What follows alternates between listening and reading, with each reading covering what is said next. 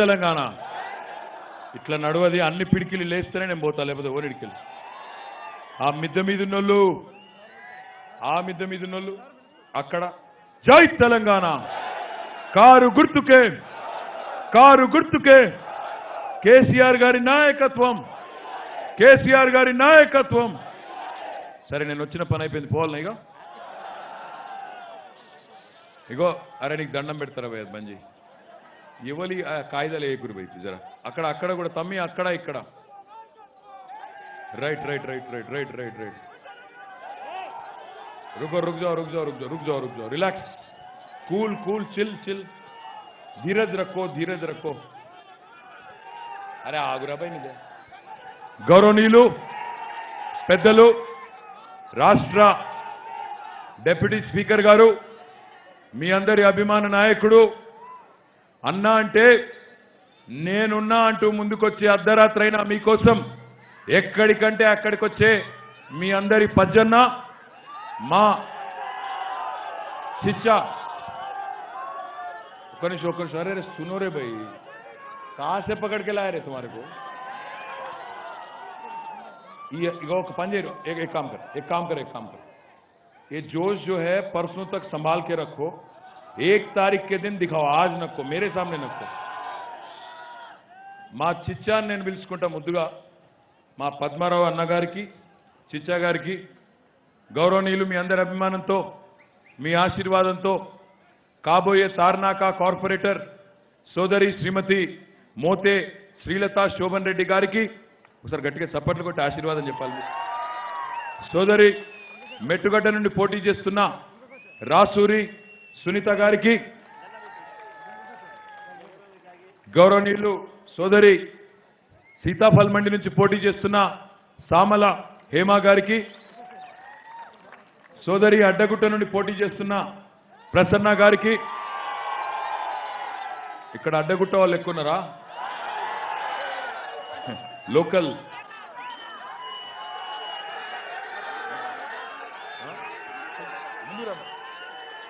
బౌద్ధ నగర్ నుండి పోటీ చేస్తున్న కంది శైలజ గారికి, వేదిక పైన ఉన్న శోభన్ రెడ్డి గారికి, ఇంకా తమ్ముళ్ళందరికీ పేరు పేరున, వేదిక ముందున్న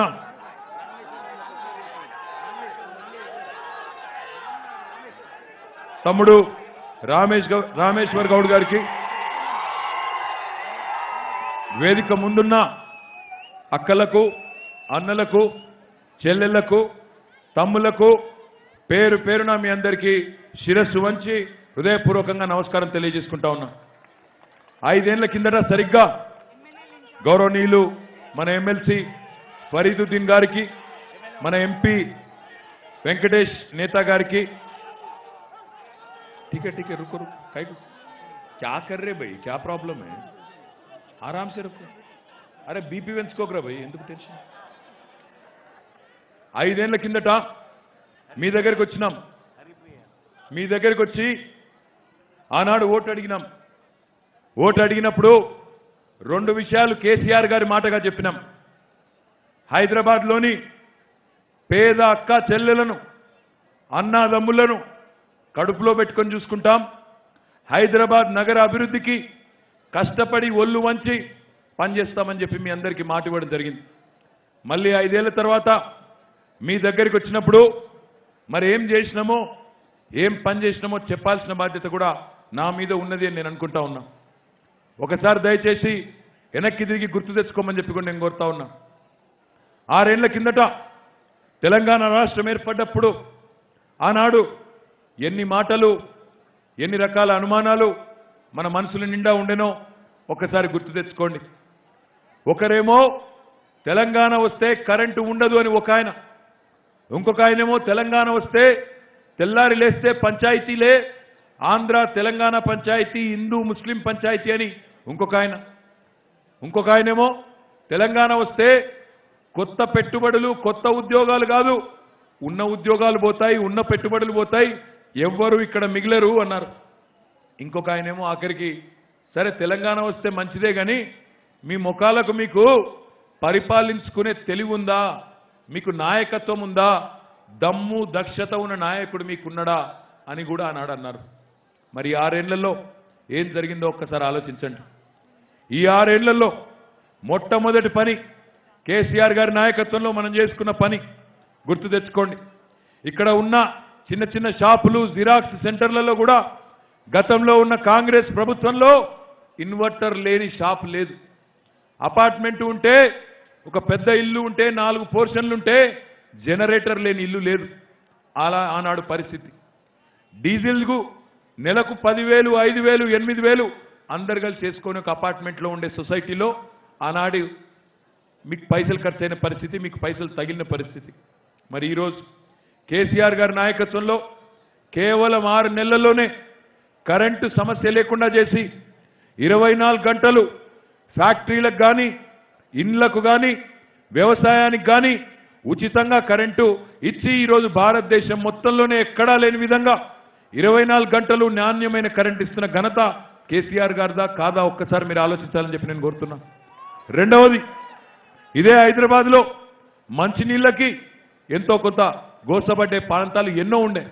10 రోజులకు నీళ్లు, 14 రోజులకు నీళ్లు, వారం రోజులకు నీళ్లు వచ్చే ప్రాంతాల నుంచి ఈరోజు కనీసం రోజు తప్పించి రోజు నీళ్ళు ఇచ్చుకునే పరిస్థితి వచ్చిందా లేదా ఒక్కసారి ఆలోచించమని నేను కోరుతున్నా. హైదరాబాద్కు కొత్తగా ఎవరన్నా వస్తే 6 నెలల తర్వాత కనబడితే ఏమనేది వాళ్ళను, అరే వీనికి గండిపేట నీళ్లు పడ్డాయిరా, కొద్దిగా నున్నగైండు అందరూ అనకపోదురా. మరి ఆ గండిపేట ఎప్పుడు కట్టిందో ఎరికేనా మీకు? గండిపేట కట్టింది 1920లో, 100 ఏళ్ల కిందట. 100 ఏళ్ల నుంచి ఈ రోజు వరకు 2020 వరకు ఏ నాయకుడు, ఏ ముఖ్యమంత్రి, ఏ ప్రభుత్వము హైదరాబాద్ కోసం మళ్ళీ తాగునీటి కోసం ఒక రిజర్వాయర్ కట్టాలి, హైదరాబాద్ ప్రజల దాహార్తిని తీర్చాలి అనే ఆలోచన చేయలేదు.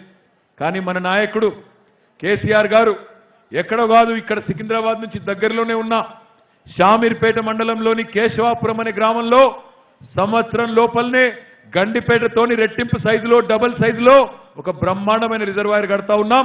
అది కట్టిన తర్వాత తప్పకుండా రోజు నీళ్ళిచ్చే బాధ్యత మా ఆడబిడ్డలకు మాది అని నేను మీకు విజ్ఞప్తి చేస్తా ఉన్నా.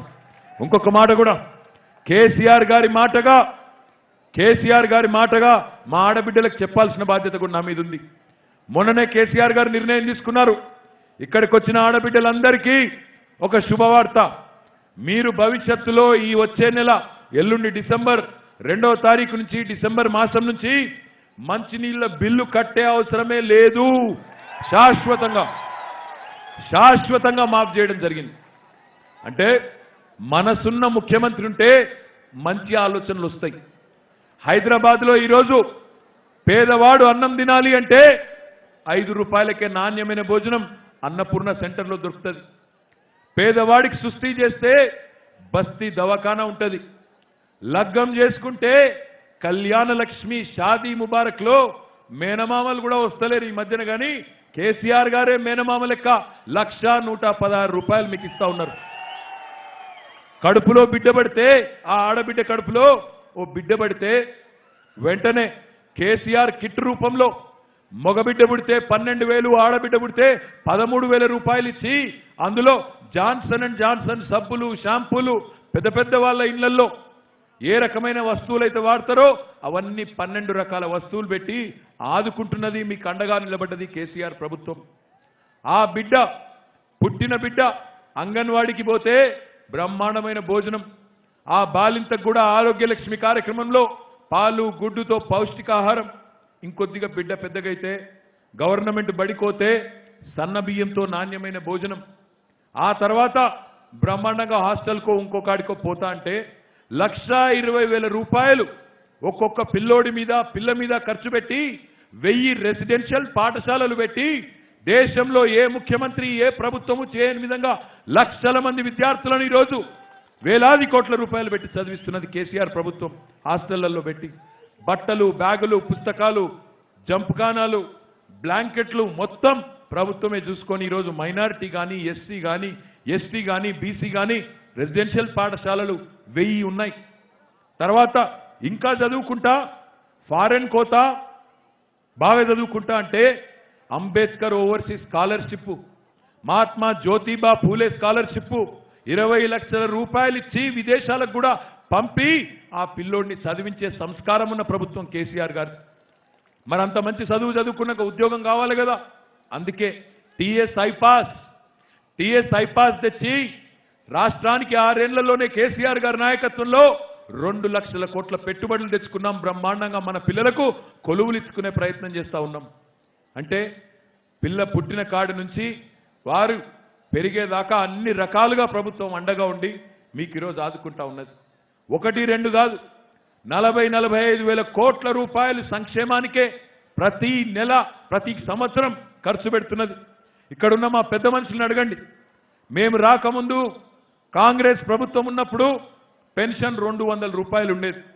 ఆ 200 రూపాయల్లో 100-150 రూపాయలు మరి ఈరోజు ఉత్తగానే గోళీలకే అయిపోయే పరిస్థితి, మిగిలేది 50 రూపాయలు. అదే కేసీఆర్ ప్రభుత్వం వచ్చిన తర్వాత ఈరోజు మా పెద్ద మనుషులందరికీ ఆత్మగౌరవం పెరిగింది. 2016 రూపాయలు వస్తూ ఉన్నాయి.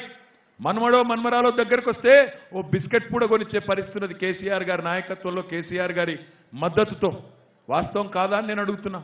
మా దివ్యాంగులైన సోదరులకి, మా వికలాంగులైన సోదరులకి గతంలో 500 రూపాయల పెన్షన్ వచ్చేది, ఈరోజు 3000 రూపాయల పెన్షన్ వస్తున్నది బ్రహ్మాండంగా.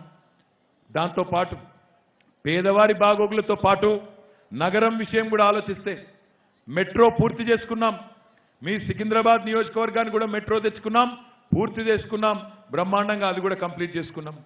దాంతోపాటు హైదరాబాద్లో కొత్త ఫ్లైఓవర్లు కట్టుకుంటున్నాం, కొత్త అండర్ పాస్లు కట్టుకుంటున్నాం, బ్రిడ్జీలు కట్టుకుంటా ఉన్నాం. మంచి ఆటోలు పెట్టుకొని ఈరోజు స్వచ్ఛ హైదరాబాద్ కార్యక్రమంలో ముఖ్యమంత్రి గారు ఇక్కడికే వచ్చినారు. ఇక్కడి నుంచే స్వచ్ఛ హైదరాబాద్ కార్యక్రమం సికింద్రాబాద్ నియోజకవర్గం నుంచే ప్రారంభించి గతంలో 3500 టన్నుల చెత్త ఉత్పత్తి అయ్యే హైదరాబాద్లో ఈరోజు 6000 టన్నుల చెత్త తీసుకుపోయి జవహర్ నగర్లో విద్యుత్తును ఉత్పత్తి చేస్తూ ఉన్నాం. హైదరాబాద్ని బాగు చేసే ప్రయత్నం మనం చేస్తూ ఉన్నాం. ఇంకా సమస్యలు లేవని కాదు, ఉన్నాయి. ఎందుకంటే విశ్వనగరాలు ఒక రాత్రిలోనో ఒక రోజులోనో అయిపోవు, సమయం పడుతుంది. టైం ప్రారంభం, జర్నీ ప్రారంభమైంది, ప్రయాణం ప్రారంభమైంది, మజిలీ వైపు పోతున్నాం. ఒక్కొక్క అడుగు వేసుకుంటూ పోతున్నాం. మంచినీళ్లు, కరెంటు బాగు చేసుకున్నాం, రోడ్లు బాగు చేసుకుంటున్నాం, ప్రజా రవాణా మెరుగ్గా చేసుకుంటా ఉన్నాం. ఒక్కొక్కటిగా పని చేసుకుంటూ ముందుకు పోతా ఉన్నాం. మరి నేను అడుగుతున్నా మిత్రులారా, ఇన్ని పనులు చేసినాం కాబట్టి ఇంకా చెప్పమంటే ఇంకో 20 నిమిషాలు చెప్తా. నేను ఏం చేసిండ్రయా మీరు ఎందుకు ఓటేయాలంటే ఇంక 20 నిమిషాలు చెప్పగలుగుతా. ఒక్క మాట గుర్తు చేసుకోమని అడుగుతా ఉన్నా. మీ కష్టంలో ఉన్నది మేము, మీ దుఃఖంలో ఉన్నది మేము. కరోనా వచ్చినాడు, లాక్డౌన్ వచ్చినాడు, ఆనాడు ఒక్కొక్క ఇంటికి ఒక్కొక్క పేద కుటుంబానికి నెలకు 1500 రూపాయలు చొప్పునిచ్చి బియ్యం ఇచ్చి మిమ్మల్ని ఆదుకున్నది కేసీఆర్ గారి ప్రభుత్వం. కంటైన్మెంట్ జోన్లు కూడా తిరిగి కరోనాకు భయపడకుండా ధైర్యం చెప్పింది టీఆర్ఎస్ ప్రభుత్వం. మేమందరం తిరిగినాం. వరదలు వస్తే మోకాల్లో నీళ్లలో తిరిగింది మేము, తిరిగి ధైర్యం చెప్పింది మేము. 100 ఏళ్లలో ఎన్నడూ పడని వర్షం పడితే ధైర్యం చెప్పడమే కాకుండా దసరా పండుగున్నది, దీపావళి పండుగున్నది, పేదలు ఈ సమయంలో బాధపడకూడదని ఆలోచన చేసి 10,000 రూపాయల చొప్పున 6,64,000 కుటుంబాలకు 664 కోట్ల రూపాయలు వెంటనే అందించింది కేసీఆర్ గారి ప్రభుత్వమా కాదా ఆలోచన చేయండి. రానోళ్ళు ఎవరన్నుంటే నిన్న రాత్రే కేసీఆర్ గారు చెప్పినారు, మీరు టీవీలో చూడొచ్చు. మా అక్క చెల్లెలకు నేను ఒక్కటే చెప్తా ఉన్నా, రానోళ్ళు ఎవరెవరైతున్నారో డిసెంబర్ 7 తారీఖు నుంచి మళ్ళా ఇస్తాం. 300-400 కోట్లైనా పర్వాలేదు, మిగతా వాళ్ళందరికీ ఇచ్చే జిమ్మెదారి కూడా మాదే. మీ కష్టంలో ఉండేది మేము, కన్నీళ్లలో ఉన్నది మేము, మీ కన్నీళ్లు తుడిచింది మేము, రేపు ఉండబోయేది కూడా మళ్ళీ మనమే. తప్పకుండా మీకు ఇవ్వడం గ్యారంటీ అనే మాట కూడా నేను చెప్తా ఉన్నా.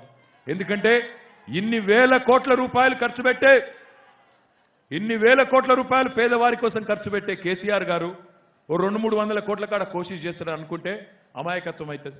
మరి నేను అడుగుతున్నా, మీకోసం మేము ఇన్ని రకాలుగా ఉన్నాం, 5 ఏళ్లలో పని చేసినాం. పజ్జన్న ఎప్పుడు పిలిస్తే అప్పుడు వచ్చే మనిషి, అట్లాంటి పార్టీ మాది. మరి మా మీద పోటీ చేసే మిత్రులు వాళ్ళు కూడా చెప్పాలి కదా. ఇప్పుడు నేను అంటున్నా, 5 ఏళ్ళు పని చేసినా మళ్ళా చేస్తా, మీ ఆశీర్వాదం ఉంటే, మీ దయ ఉంటే తప్పకుండా మళ్ళీ గెలిపిస్తే పని చేస్తాం మేము, నేను, పద్మారావు గారు, మా కార్పొరేటర్ అందరం నేను అంటున్నా. మరి వాళ్ళు కూడా చెప్పాలి కదా. నేను అడుగుతా ఉన్న ఆలోచన చేయండి. మా మీద పోటీ చేస్తున్న కాంగ్రెస్ మిత్రులు, బీజేపీ మిత్రులు ఈ 6 ఏళ్ళు ఏం చేసిండ్రు చెప్పమని నేను అడుగుతున్నా. 15 రోజుల నుంచి అడుగుతున్నా. అయ్యా కిషన్ రెడ్డి గారు, మీరు కేంద్ర మంత్రిగా ఉన్నారు, సికింద్రాబాద్ నుంచే మీరు పార్లమెంట్ సభ్యుడిగా ఉన్నారు, చెప్పండి సమాధానం. 6 ఏళ్లలో నీ ప్రభుత్వం మా సికింద్రాబాద్ నియోజకవర్గానికి కానీ హైదరాబాద్ నగరానికి కానీ చేసిందేందో చెప్పు అంటే ఒక్క మాట చెప్పడు. ఒకటే ఒక్క మాట అంటాడు, మీరు ఏం చేస్తే గన్ల మాది కూడా గింత తొందిపోయి అంటాడు. ఇది ఎక్కడ లెక్క? అందుకే నాకు డౌట్ వచ్చింది, నిజంగా ఈయన చెప్పేదేమన్నా నిజమా అని చెప్పి లెక్కలు మొత్తం తీపించిన. మా ఫైనాన్స్ సెక్రటరీ గారిని ఇంకా ఇతర పెద్దల్ని పట్టుకొని లెక్కలు తీపిస్తే ఏం తేలిందో తెలుసా? ఇప్పుడు ఒక షాపు కోతాం మనం, తెల్లారులేస్తే జనరల్ బజార్ కోతాం, సూపర్ మార్కెట్ కోతాం, కొనుక్కుంటాం. సబ్బు, ఉప్పు, పప్పు, నూనె, నెయ్యి, చింతపండు, బ్రష్, పేస్టు అందరం కొనుక్కుంటాం. అది కొన్నప్పుడు ట్యాక్స్ కడతాం. మనం 6 ఏళ్లలో తెలంగాణలోని 4 కోట్ల మంది ప్రజలం కేంద్ర ప్రభుత్వానికి పన్నుల రూపంలో, ట్యాక్సుల రూపంలో కట్టింది 2,72,000 కోట్ల రూపాయలు. 2,72,000 కోట్ల రూపాయలు. మనకెంత వచ్చిందో ఎరికేనా కేంద్రం నుంచి? వాపస్ 1,40,000 కోట్లు. అంటే 2,72,000 కోట్లు మనం కడితే వాపస్ వాళ్ళు మన రాష్ట్రానికి ఇచ్చింది 1,40,000 కోట్లు. అంటే రూపాయి మనం కడితే ఆటాన వాపస్ వచ్చింది. మీదికెళ్ళి అలా అమిత్ షా వచ్చిండు, హమ్నే తెలంగాణకు 1,00,000 కరోడ్ దియా అంటాడు. యాడ దియా? మా ఆటాన లేగా. అరే ఇది ఎక్కడ నియత్ భయ్? చెప్పాలి కదా. ఇప్పుడు నియత్ ఉంటే, నిజాయితీ ఉంటే చెప్పు. రా, నువ్వు హైదరాబాద్కు రా. ఇప్పుడే మా చిచ్చా చెప్పిండు, 10-12 మంది వచ్చిర్రు ఆడికెళ్ళి, ఢిల్లీకి వెళ్ళి. గుంపులు గుంపులు గుంపులు గుంపులు గుంపులు గుంపులు వస్తారు. గుంపులు గుంపులు ఏమొస్తాయి? గుంపులు గుంపులు ఏమొస్తాయి? నేనైతే అనలేవా, కేసు మీ మీద అయితే, నా మీద కాదు. సింహం ఎప్పుడు సింగల్ సింగల్. కేసీఆర్ ఒక్కడే వచ్చిండు, వాళ్ళేమో గుంపులు గుంపులు గుంపులు గుంపులు. రాని, no problem. All political tourist welcome. Hyderabad को स्वागतम सुस्वागतम. हमारा ईरानी चाय पियो, बिरयानी दबा के खाओ, रफा दफा हो जाओ. अरे వస్తే వచ్చినో కానీ రుబాబేందా నాకు అర్థం కాదు. వచ్చి మీదికెళ్ళి రుబాబు 1,00,000 करोड़ दिया. कहाँ दिया भाई? कहाँ गया हमारा अठाना अमित शाह जी? 1,30,000 करोड़. लेने देने की बात आती है, लेन देन की बात आती है अमित शाह जी, तो आपने दिया नहीं, हमने आपको दिया. तेलंगाना का जनता ने भारत को दिया. 1,30,000 करोड़ हमने दिया. నిన్నొక ఆయన వచ్చిండు ఊపుకుంటా ఉత్తరప్రదేశ్కి వెళ్ళి, యోగి అట యోగి. ఆయన కూడా చెప్తాడు మనకు, ఆయన సొంత రాష్ట్రంలో ఆడబిడ్డ మీద అఘాయిత్యం జరిగితే హత్రాస్లో ఆడబిడ్డని తీసుకెళ్లి అర్ధరాత్రి కాల్చి చంపిన కుసంస్కార ప్రభుత్వం నీది. అదే మా తెలంగాణలో అట్లాంటి సంఘటన జరిగినప్పుడు ఏం జరిగిందో గది ప్రభుత్వం అంటే. ఇక్కడ దమ్మున్న ప్రభుత్వం ఉంది కాబట్టి దమ్మున్న నిర్ణయాలు ఉంటాయి. నువ్వు కూడా వచ్చి మాకు చెప్తావా? నాకు అర్థం కాదు. ఆఖరికి నీ నుంచి కూడా నేర్చుకోవాలనా? జోగి జోగి రాసుకుంటే ఏం రాలుతుంది? యోగి యోగి రాసుకుంటే కూడా గదే రాలుతుంది.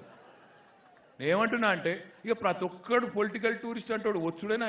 వీళ్ళందరూ ఆడమేను మరి వరదలు ఉన్నప్పుడు గిదే పద్మారావు, గిదే నేను, గిదే మేమున్నాం. ఒక్కడు కనబడపాయి ఆ రోజు. ఇప్పుడేమో వస్తురు. వచ్చేటప్పుడు చెప్పిన, అందుకే నేను ఉత్తి చేతులతో ఊపుకుంటూ రాకండి, తీసుకురండి పైసలు అని చెప్పిన. తీసుకురారు. నేను కిషన్ అన్నని అడుగుతా ఉన్నా, కిషన్ అన్న ఇవాళ నువ్వు చెప్తున్నావు గెలిపిస్తే 25,000 ఇస్తాం అని చెప్తున్నాడు కిషన్ అన్న. నేను అడుగుతున్నా 25,000 ఈరోజు నిన్నోడని ఆపుతుండా? మేము చిన్న ప్రభుత్వం, రాష్ట్ర ప్రభుత్వం, మరి మేమే 10,000 ఇచ్చినాం. నువ్వు పెద్ద ప్రభుత్వం, మోడీ ప్రభుత్వం, 25,000 నిన్నోడని ఆపుతుండా? అరే వాడు మనోడు కాదు, వాడు ఆపురుబే అనేవాడు.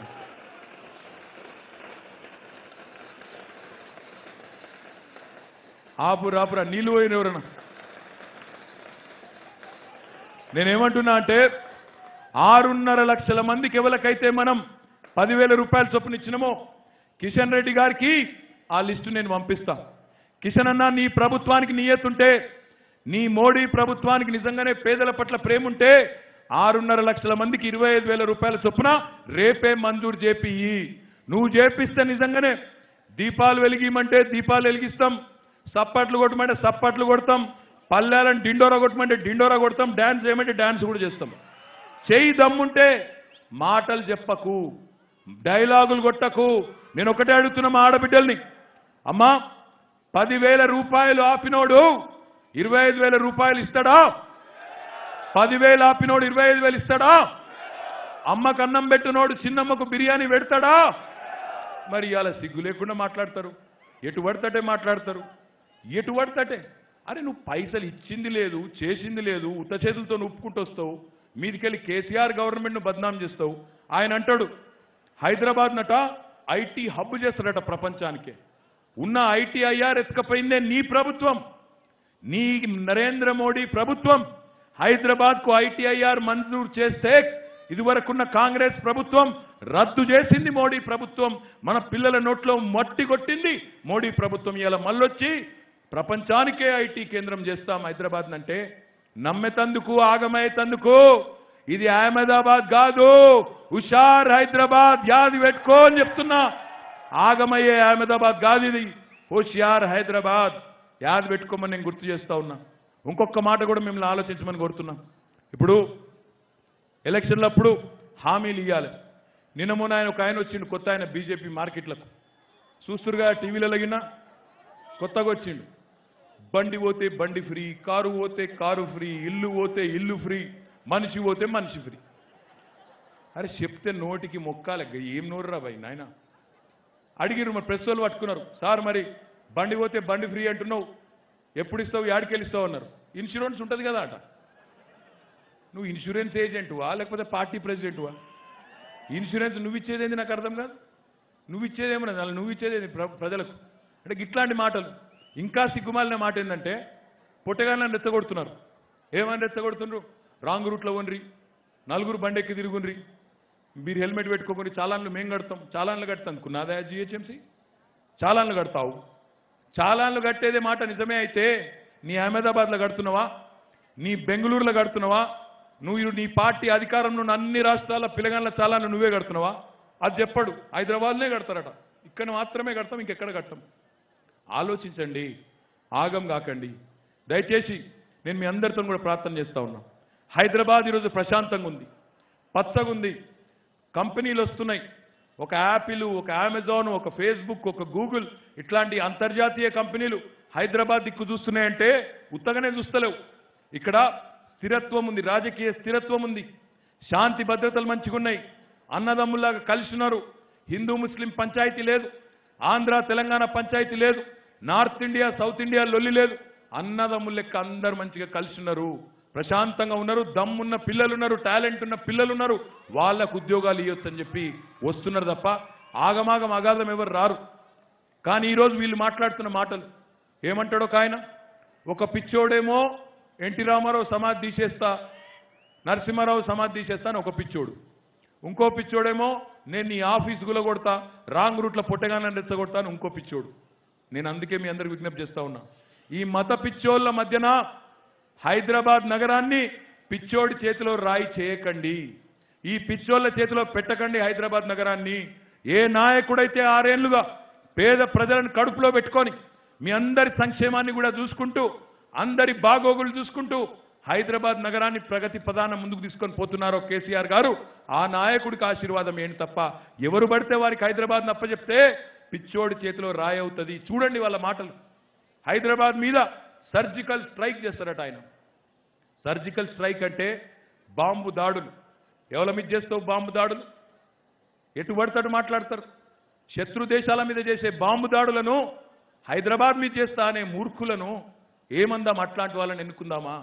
మత పిచ్చితో ఈరోజు మన మధ్య చిచ్చు పెట్టే దుర్మార్గులను వాళ్ళని గెలిపిద్దామా? ఆలోచించండి, ఆగం కాకండి.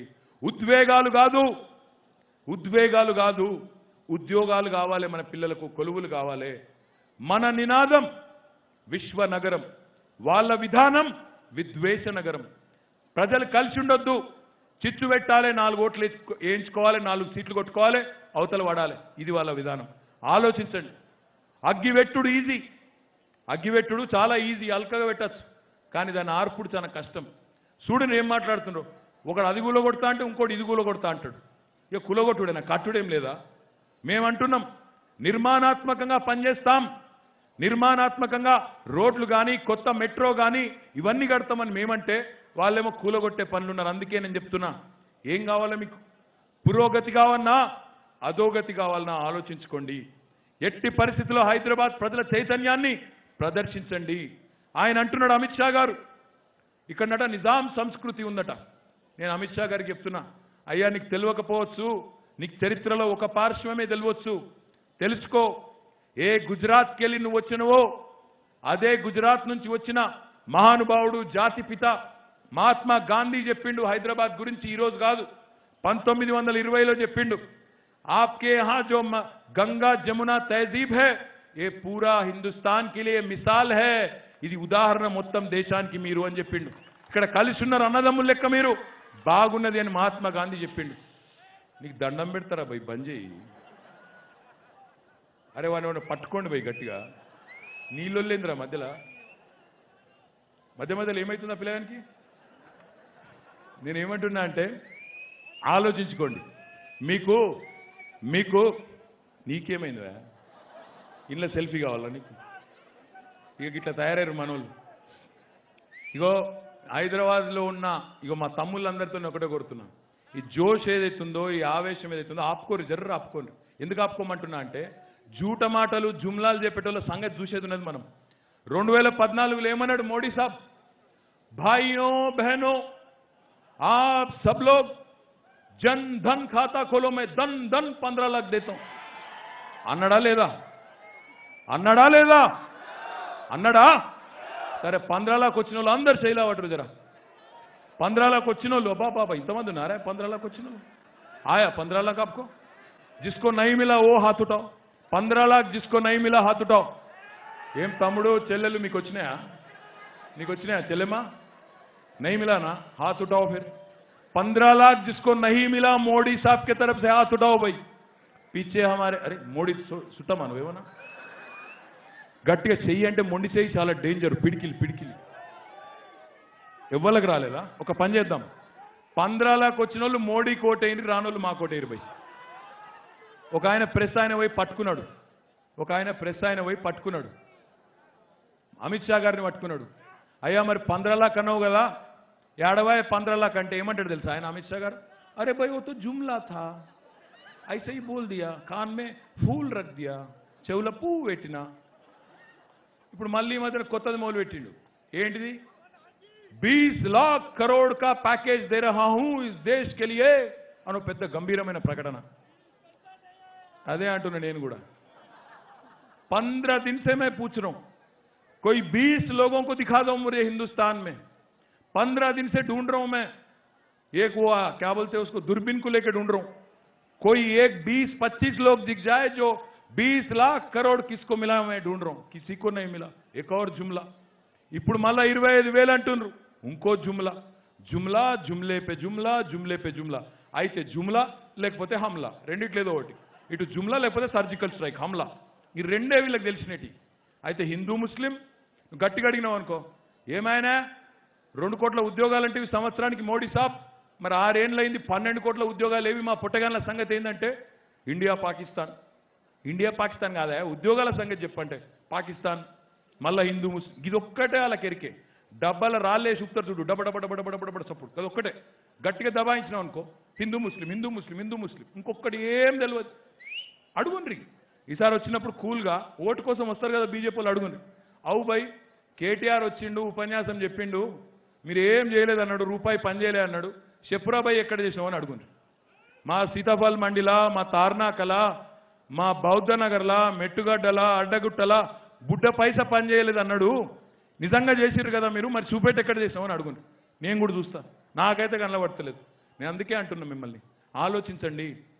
ఉద్యోగాలు కొత్త ఇచ్చుడు కాదు, ఉన్నే పీకేస్తున్నాడు నరేంద్ర మోడీ గారు. మీరు చూస్తున్నారు మహారత్న కంపెనీలు, నవరత్న కంపెనీలు. ఇగో మా లాలాపేట్ల మెట్టుగడ్డల రైల్వే ఉద్యోగులు ఉంటారు, రైల్వేను అన్నిటిని అమ్మేస్తున్నాడు. ఒక్కొక్కటి అన్న అమ్ముకుంటూ పోతున్నాడు. మేము అడిగినాం, ఎయిర్ ఇండియాని అమ్ముతున్నావు మోడీ గారు, ఎందుకు అమ్ముతున్నావు అని అడిగినాం. అరే ఓ నుక్సాన్ మే హే, నష్టాలలో ఉంది అమ్మేస్తున్నా అన్నాడు. సరే ఓకే, నష్టాలలో ఉంది అమ్మినావు, పర్వాలేదు. మరి ఎల్ఐసి को काय को बेच रहे? ఎల్ఐసి तो फायदे में ना, ఎల్ఐసి లాభాలలో ఉంది, ఎందుకు అమ్ముతున్నావు అంటే చెప్పడు. పాకిస్తాన్ మళ్ళా ఏం లేదు, వచ్చింది కదా ఒకటే పాకిస్తాన్. నేను అందుకే అంటున్నా, రైల్వేస్ ప్రైవేటైజ్ అవుతుంది, అన్ని కంపెనీలు అమ్మే చక్కర్లు ఉన్నారు.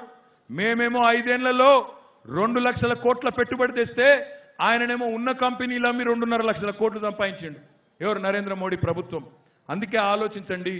మోడీ గారు ఎన్నెన్నో స్కీములు పెట్టిండు, కొత్త కొత్తవి. Clean India, skill India, fit India, SIT India, stand India, ఇప్పుడు కొత్తది పెట్టిండు నిన్నయాల, बेचो इंडिया।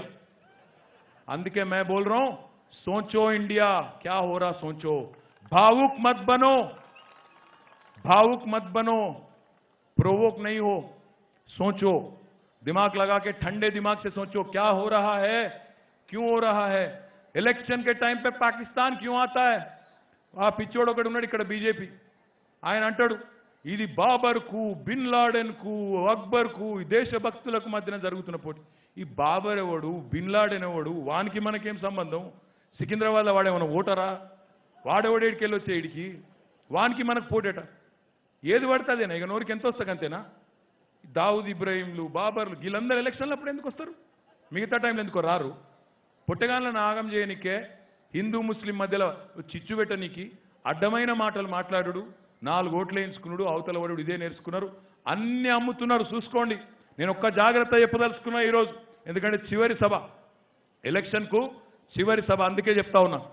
హైదరాబాద్ ప్రజలారా, నరేంద్ర మోడీ ప్రభుత్వం పబ్లిక్ సెక్టర్ కంపెనీని ఒక్కొక్కటి అమ్ముకుంటూ వస్తున్నది. ఎయిర్ ఇండియాను ప్రైవేటైజ్ చేసినారు, ఎల్ఐసిని ప్రైవేటైజ్ చేస్తున్నారు, రైల్వేస్ని అమ్ముతున్నాడు, మహారత్న కంపెనీలు ఎన్టీపీసీ, బిహెచ్ఈఎల్, బిఎస్ఎన్ఎల్, ఒకటి కాదు అన్ని అమ్ముతున్నాడు. నేను ఒక్కటే చెప్తున్నా, తస్మాత్ జాగ్రత్త. వీళ్ళ చేతుల జిహెచ్ఎంసీని పెడితే దాన్ని కూడా అమ్మేస్తారు, పక్కా ప్రైవేట్ చేసి పారేస్తాడు. జిహెచ్ఎంసీని కూడా మిగిలియరు, దాన్ని కూడా డిస్ఇన్వెస్ట్మెంట్ అంటాడు, ఆయనతో అమ్మేస్తాడు, ప్రైవేటైజ్ కూడా చేస్తాడు. ఆలోచించుకోండి, తస్మాత్ జాగ్రత్త.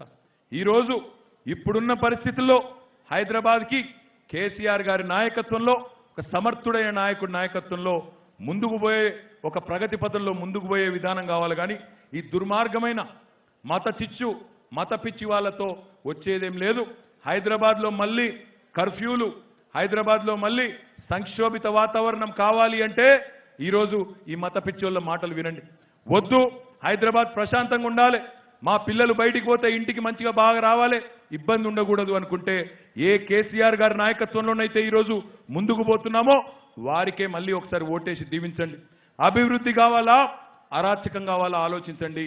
ఉద్వేగాలు కావాలా, ఉద్యోగాలు కావాలా ఆలోచించండి. విశ్వనగరం కావాలా, విద్వేష నగరం కావాలని ఆలోచించండి. ఆలోచించి ఓటు వేయండి తప్ప ఎట్టి పరిస్థితుల్లో కూడా ఉద్వేగానికి లోను కాకండి. మతం కాదు, జనహితం ముఖ్యమని మనం అంటా ఉన్నాం. కానీ ఆయన మాత్రం ఓన్లీ మతమే కావాలంటా ఉన్నాడు. ఈ మతం బువ్వ పెట్టదు, నీ మతం అన్నం పెట్టదు, నీ మతం ఉద్యోగం ఇవ్వదు, నీ మతం ప్రజల మధ్యన నీ మత పిచ్చి చిచ్చు పెడుతుంది తప్ప దానివల్ల వచ్చేదేం లేదు. కాబట్టి ఆలోచించి జాగ్రత్తగా డిసిషన్ తీసుకోండి. ప్లీజ్ దయచేసి మీరందరూ కూడా ఓట్లలో పాల్గొనండి.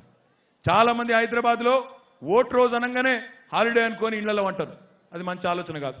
ఊళ్ళలోనేమో 90% పోలింగ్ అవుతుంది, హైదరాబాద్లో మాత్రం 40-42% పోలింగ్ అవుతుంది. హైదరాబాద్లోని అన్నదమ్ములకు, చదువుకున్న యువకులకు ఈ నగరాన్ని కాపాడుకోవడానికి, ఈ మత పిచ్చోళ్ళ మధ్యన నలిగిపోకుండా చూసుకోవడానికి బయటికి రండి, ఓటు వేయండి. ఓటు అనే వజ్రాయుధంతో ఈ మత పిచ్చి వాళ్ళని తిప్పి తిప్పి కొట్టండి. తప్పకుండా వారికి తిరుగులేని సమాధానం చెప్పండి నేను కోరుతా ఉన్నా. చివరిగా ఒక్క మాట చెప్పి నేను ముగిస్తాను. మోడీ గారి మధ్యన ఇంకొక మాట కూడా అంటుండు, వోకల్ ఫర్ లోకల్ అంటుండు. వోకల్ ఫర్ లోకల్, నేను కూడా గదే అంటున్నా. తెలంగాణలో పక్కా లోకల్ పార్టీ ఎవరు? పక్కా లోకల్ ఎవరు? అందుకే మీరు ఆలోచించుకోండి. గల్లీ పార్టీ టిఆర్ఎస్ కావాలన్నా, లొల్లి ఢిల్లీ పార్టీ బీజేపీ కాంగ్రెస్ కావాలన్నా ఆలోచించండి. గల్లీ బాయ్స్ కావాలా, ఢిల్లీ బాయ్స్ కావాలన్నా ఆలోచించండి. ఆలోచించకుండా ఓటేయకండి. దయచేసి 1 తారీఖు నాడు పెద్ద ఎత్తున బయటికి వచ్చి మన సోదరి శ్రీలత గారు, హేమ గారు, సునీత గారు, ప్రసన్న గారు, అదే రకంగా శైలజ గారు, 5గురిని కూడా పెద్ద మెజారిటీతో సికింద్రాబాద్ నియోజకవర్గం నుండి కార్పొరేటర్లుగా గెలిపించి బల్దియాకు పంపించండి. ప్రశాంతమైన వాతావరణంలో హైదరాబాద్ నగరాన్ని ముందుకు తీసుకుపోవడంలో మీ అందరి సహకారం కూడా ఉండాలి. అన్నీ చెప్పిండు కానీ ఒక్కటి చెప్పలేని మా చెల్లెళ్ళు అనుకుంటున్నారు. డబల్ బెడ్రూమ్ ఒక్కటి చెప్పలే అనుకుంటారు కదా.